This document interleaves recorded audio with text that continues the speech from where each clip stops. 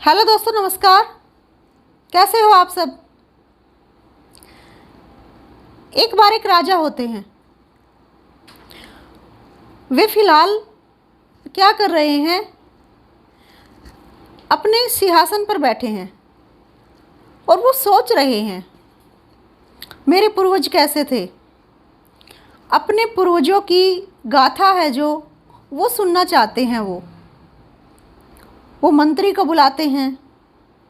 मंत्री के पिता जो मंत्री थे, उनके दादा के काल में या उनके परदादा के काल में, इस तरह से मतलब वो जिज्ञासु हैं अपने पूर्वजों के बारे में जानने के लिए।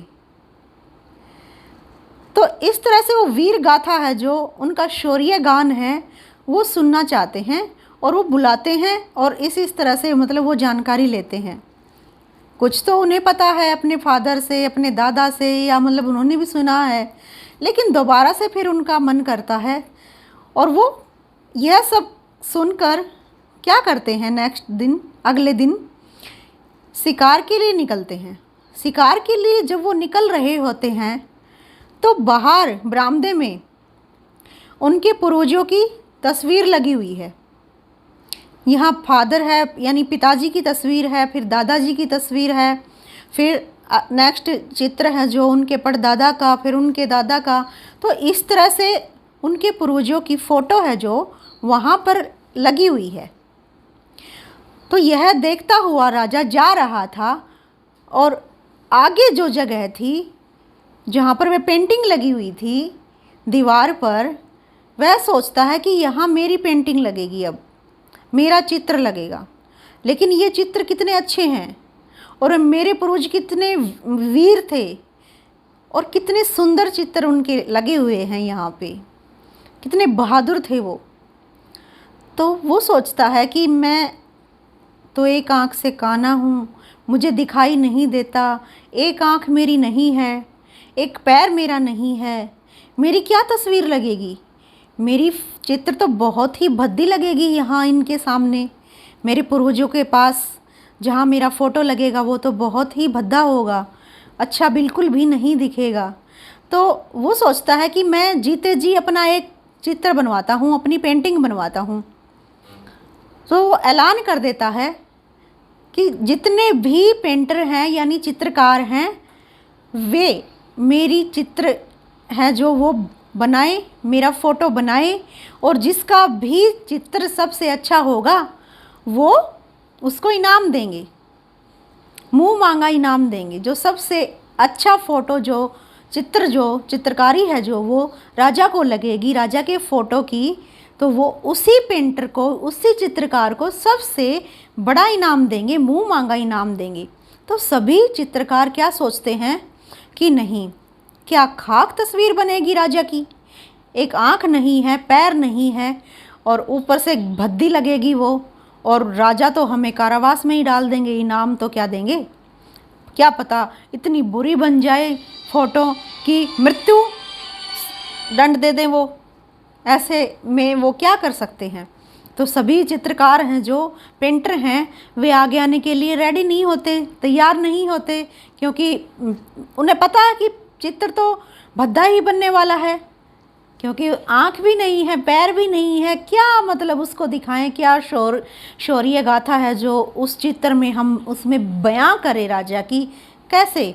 तो कोई भी चित्रकार आगे नहीं आता, पेंटिंग को बनाने के लिए तैयार नहीं होता, फ़ोटो को रेडी करने के लिए तैयार नहीं होता।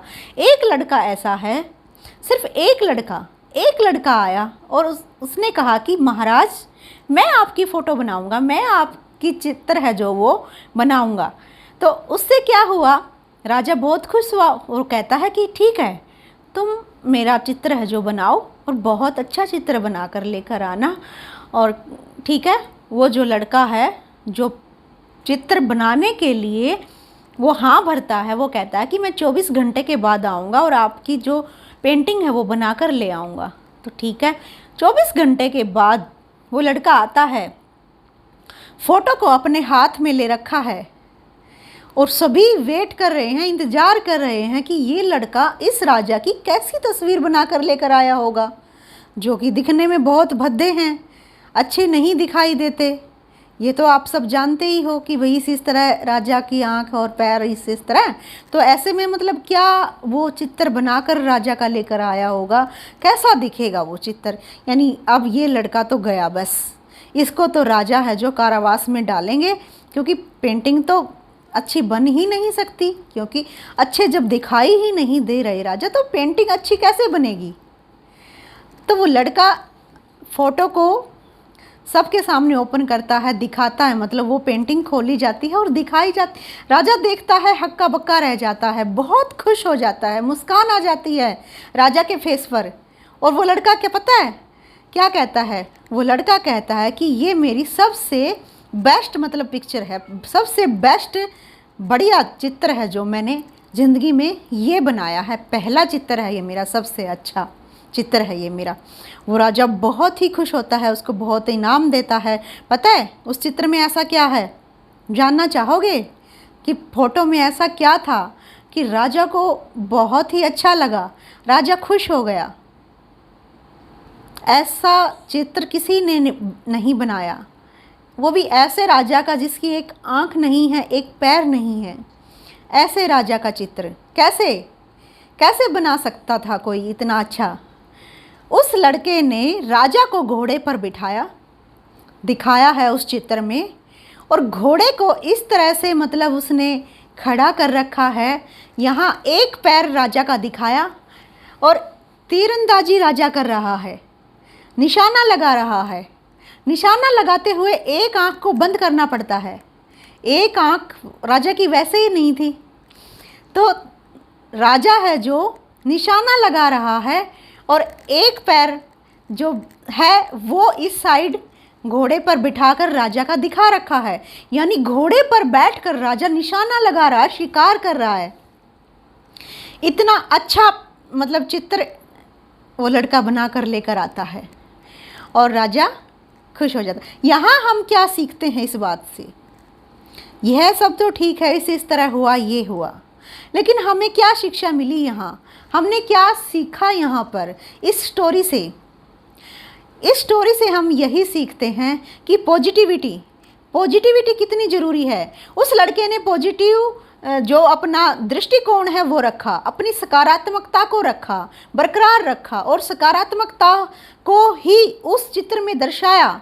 क्योंकि एक आँख नहीं थी, फिर भी उसको ये महसूस नहीं होने दिया कि आँख नहीं है, और एक पैर नहीं था, इस तरह घोड़े पे बिठाकर उस जो पैर था उसको दिखाया। यानी अपनी पॉजिटिविटी को यहाँ पर प्रदर्शित किया।